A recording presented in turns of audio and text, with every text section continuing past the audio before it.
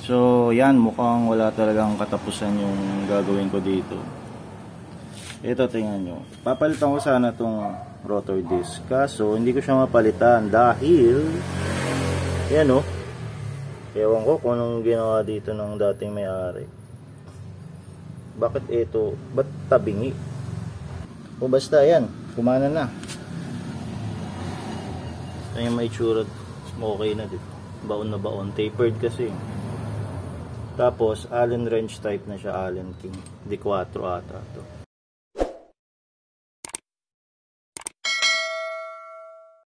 So, yan, mukhang wala talagang katapusan yung gagawin ko dito. Ito, tingnan nyo. Papalitan ko sana tong rotor disc. Kaso, hindi ko siya mapalitan dahil, yan o. Ewan ko kung anong ginawa dito ng dating may-ari. Bakit ito? Ba't tabingi? Tabingi. Hindi mo siya matanggal, hindi mo siya mapihit. Ginamit ko na Phillips or kung ano man, wala, nabilog na nga. Ayun. Ang balak ko, gagamitin ko tong drill. I-drill ko na lang to. Yung bolt lang naman tapos pagka natanggal na yung ulo, pwede na sigurong pokpokin yung palabas. Then iba-vice grip ko na lang yung matitira na nakabaon. So, tapos ang ipapalit ko, tapered na. Yung sa kanan, nagawa ko na dun, okay na dun eh. Kasi madali lang tanggalin yung ganito ron, maayos. Ito tabingi. Tapos pinalitan ko ng ganito stainless na, stainless ba to? Ordinary lang na tensile. Swak na swak to eh. Anyway, kung hindi na matanggal to, matanggal nila yung rotor, tapos ma-flat yung screw. Meron pa naman yung dalawang butas, pwede pang maglagay dun. So, safe tayo. Kaya set up ko lang yung drill. Ewan ko kung gagana. So wala na akong ibang maisip eh, yun lang eh. So kayo kung may idea kayong pwede ma-share para dun sa iba. Pero ito lang muna ang pakita ko. Mukhang matagal-tagal to. Mukhang matigas yung ginamit ulit. Mukhang matagal-tagal, didirill natin yan. Pero mamaya 2 hands gamitin natin. Pakita ko lang sa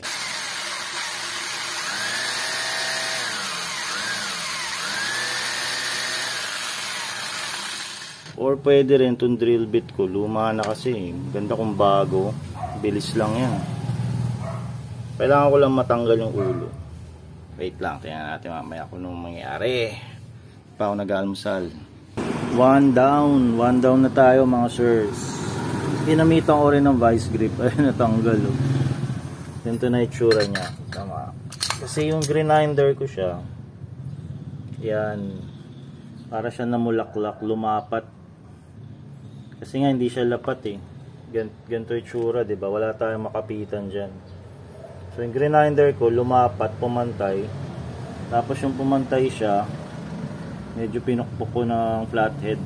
Yun, lumabas. Vinice grip ko na natanggal ko. Try ko kung mapapakita ko dito exactly kung paano ginawa. So, i-drill ko lang to ng konti. Mamaya, balik tayo sa drill. Mapurol na kasi yung drill bit ko kaya matagal eh. Yan, i-drill ko lang yan. Tapos parang papantayan dito, parang bubukas siyang bulaklak. Tapos ang gagawin ko, ito to flathead screwdriver dito, pupukpukin ko yan para umangat-angat. Pag umangat na ng konti, bagya, i-vice grip ko, tapos pihit. Tapos ang problema, sana wala nang surprise dyan, no? Tataka ako bakit kasi ginanyan eh. Ang ganda-ganda nito, tama pa, kasya yan dyan eh. Teka, makalawang pala. Sakto to dyan, tapered mamaya. Problema, kung siraman yung butas ito, itong dalawa, meron pa yung dalawa.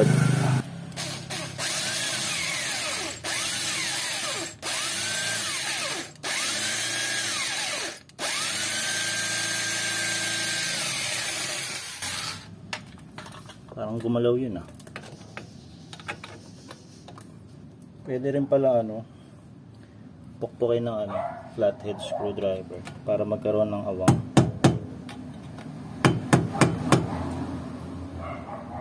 gumalaw na siya. Lapit na to. Yan, yung drinil ko kasi siya, parang naging bulaklak, lumapat. So pagka kumalat yun, iaangat ko lang ng konti pag pukin ko ng flathead screwdriver, tapos tsaka ako iba-bicycle, maikot na. Ito hindi pa ano eh. Hindi pa kapit eh. Wala pa eh. Oh. Ayan ito. Makakalas eh.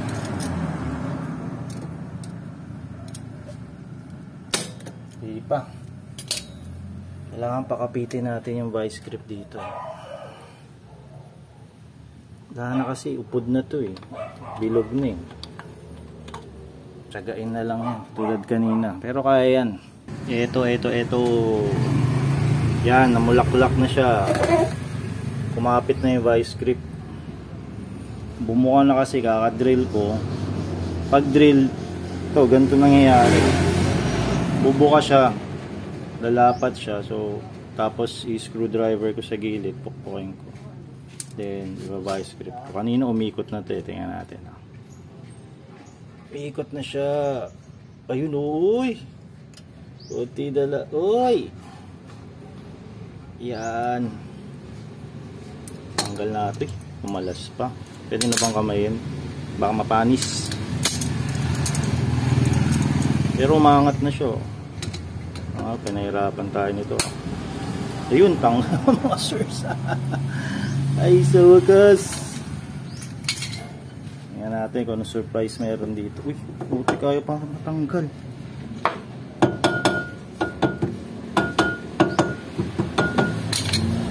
Natanggal na to ah. Loko. Bakit tayo pa rin matanggal? Hulo. Kaya nga, dalawa yung kamay ko. Mga okay na to. May mga nakastock lang pala ng mga dumi-dumi, kalakalawang. Ayan, mahila na yan. Madali ito kung dalawang kamay. Kasi hawak ko yung camera eh. Kaya yung ginagawa ko. Kung gumamit tayong tripod, di mas madali. Ayan o, okay. Tanggal na siya mga boss. Ang dumi. Papalitan ko sana to. Ito.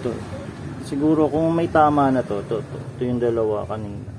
Tingnan natin kung papasok. Kung hindi papasok to, meron pa naman dalawa dun. Ayun. Tingnan mo natin kung papasok to. Mukhang hindi nga papasok to rito. Parang nasira na dito. Sana gumana. Pag hindi, re-retread ko na lang to. Mukhang wala na rin to mga boss. Wala na din. Siguro kaya ginanon to. Kaya tinabingi yung bolt. Wala nang laman to, malamang. Ano na to, nabilog. I-retread lang naman yun. Pambira man. Ako nga wala alam sa kotse. Puro trying hard lang ako eh. Retread na lang natin to. Project-projectan. So yan. Ito na nga sinasabi ko. Na-retread ko na siya. Medyo matigas lang kasi matigas na bakal to eh. Pag upod na yung ganito nyo, olats. Medyo okay pa ata to. Iniikot ko lang siya na iniikot. Labas-pasok. Dahan-dahan lang yung siyang biglain. Ito, lalabas ko. Tapos pasok. Yung pala, ikot ako ng ikot. Ayun na pa pala tapos yan. Tayo Tagus na. Ayun o. Tagus na pala. So, tanggalin ko na lang to. Dito kasi nakakabit yan, di ba? So, tsaka dito, taas baba. Siguro damay ko na rin to para just in case. Kaya tatanggalin ko muna to. Mahirap tanggalin. Nawala na kasi yung ano nito. Meron tong handle eh, kaso nasira na. Matigas to eh. Tinahandaan ko lang tapos ilalagyan ko siya ng oil. Lalo na sa pagpasok para ano, hindi mapitang eh, para medyo madulas. Tingnan natin kung kapasok yung ano. M6 ata to. Tigas nyo, hindi mapihit ng kamay. Yung handle kasi nito, Olats. Ano eh, mahinang klase lang tong retread na nabili ko. Ito lang, top wrench.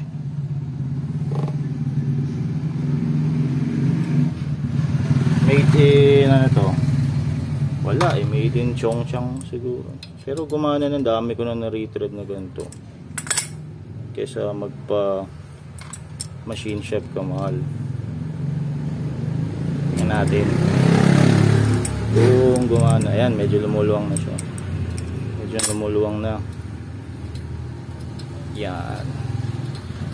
Yan. Ayos mga sirs. Oh, dumi. Tapos tingnan natin kung papasok na to.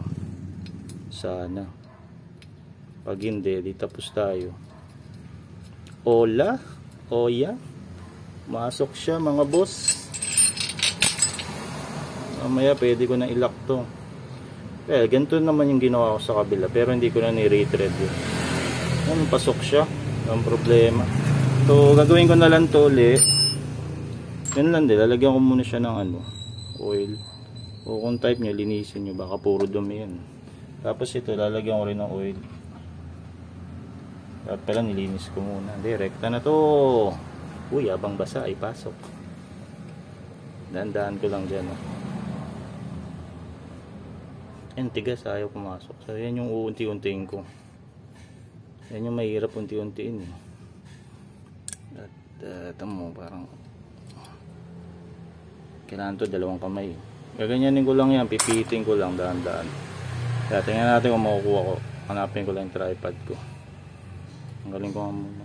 Kung mapansin nyo may nagbiblink. Ano yan eh, solar. Kasi di ba ayaw daw ng daga ng maliwanag. Dalawa yung ganyan ko para hindi pinapasok ang daga engine bay.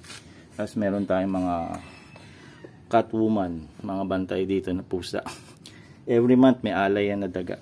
Kaya lang, hanap tayong tripod. Check ko kung nga pakita ko sa inyo. So, pwede na to. Tingnan natin. Hindi ko na nilinis. Rekta na. Mas maganda yung nilinis yung steel brush. Yan, ayaw nang pumasok sa kamay. Gagamitan ko na wrench. Tap nyo na lang. Dandaan lang. Ganda to kung may handle eh. Kaso sira na yung handle eh. Tagal pala to mga boss. Tsaga-tsagain nyo lang. Ayaw pang pumasok eh. Tanggal po. Once na pumasok yan, yun na. Pag hindi gumana, di patay. Pero gagana to yung isa gumana. Ayoko naman pukpukin yan, masisira. Patay mo lang. Kaya lang, tsaga-tsagain muna natin to. Ito mga boss, na pasok ko na. Medyo maigpit na siya. Hindi na kaya yung kamay. Tapos swak na, umiikot na. Ginagawa ko labas-pasok, labas-pasok. Tapos pag ilalabas ko siya, may kasamang dumi yan. Hindi lang kita sa camera. Gamitan nyo ng steel brush. Tanggalin yung dumi. Tapos patakan nyo ng oil. Then pasok ulit. Bas-pasok. Hindi yata siya pwedeng isang bagsak na isang ikot sagad-sagad eh. Pag matigas, ginagawa ko kasi konting ikot papasok. Tapos ilalabas ko ulit. Para hindi siya mabigla. Baka lagnatin pag nabigla. Yan, umiikot pa naman siya. Yan, umiikot pa. Wala pang masyadong resistance. Ito, matigas. Tigas. So, ikot ko lang yan ng siguro isang ikot. Tigas yun. Isang revolution, isang pulto. Yan, tigas. Tapos babalik ko. Tandaan ko siya ipabalik. Balik ko siya. Tatanggalin ko. Same steps ulit. Tanggalin ko yung dumi. Kung may dumi-dumi. Tapos, halagyan ko oil. Kahit dito sa butas, pwede rin. Yan. Tapos, ganun lang. Babalik-balik ko siya. Hanggang tagusan yan. Ay, hanggang tumagos doon. Yan, medyo maluwang na, diba? So, sikip pa. Malamang Tama nga hinala ko. Sira nga yung thread nito sa loob. Kaya ganun ang ginawa nila. Project eh. Oo, wala kang alam dito. Kukunyari lang tayo. Pero gumana naman. Masaya na ako doon pag napagano. Ayan, sumisikip na naman siya. Sikip. Umisikip. Kaya pa pala.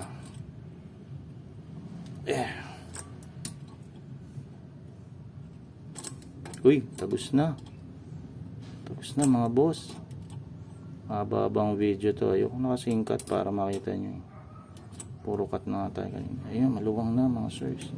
Tagus na, kita ba dito? Hindi lang kita, no? Ito, ikot ko, baka makita nyo dyan. Kita ba? Kaya buksan natin ilaw para makita nyo. Pero tagus na yan, maluwang na, hindi na masyado masikip eh. Ito mga boss, tagus na nga. Ayun, kita nyo, no? Pinuksan ko na yung ilaw. So, mission accomplished na dapat to. Tanggalin na natin. Maingay ngayon kasi umaga pa sa garahe tayo. Tapos check na natin kung papasok na yun bago nating bolt. Ayan, kinamay na. Mission accomplished. Pwede tayo mag ML natin. Pagka pinasok to, hindi pa rin pumasok. May dumi-dumi lang yan. Yung mga natira. Sa baba, pasok na pasok eh. Ayun o, sa baba o. So, nasan si Allen? Ayun na. Pagtabing ito, di patay. Malaman natin yung mamaya. Kasi dati nga nakatabing yung bolt, diba? Pwede naman natin banatan dito. Tsaka dito sa kabila.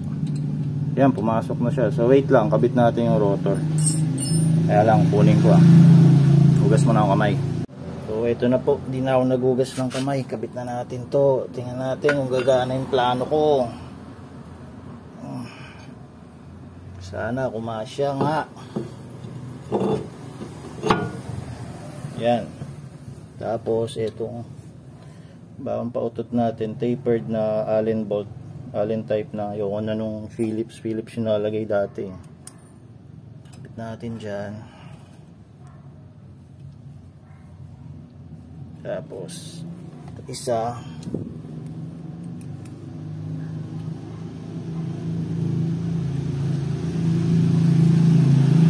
Yan, pwede na ako magpalit ng rotor. Hindi ko na nilinis yung rotor, papalitan naman yan. Dapat nga pala pag install back to, mas okay kung may thread locker. Pinapakita ko lang naman sa inyo kung ano yung kalukuhan ko. Nalagyan ko na lang yan next time. Yan, kasyang nga mga boss. Kala ko hindi na ako makapagpalit ng rotor kasi ang hirap tanggalin ng nasira nating tornilyo. Nabilog. Saan na yun? Andito yun eh.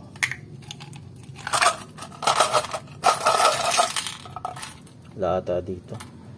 Kaya mo na. O basta yan, kumana na. Ito yung may tsura. Okay na dito. Baon na baon. Tapered kasi. Tapos Allen wrench type na siya. Allen King D4 ata to. So yun lang. Ayos na. Balik ko na lang yung gulong. Then pwede na akong mag-almusal. Nakakalokohan natin dito. Hindi naman ako expert, no? Hindi naman ako expert, pero try ko muna kung kaya kong gawin.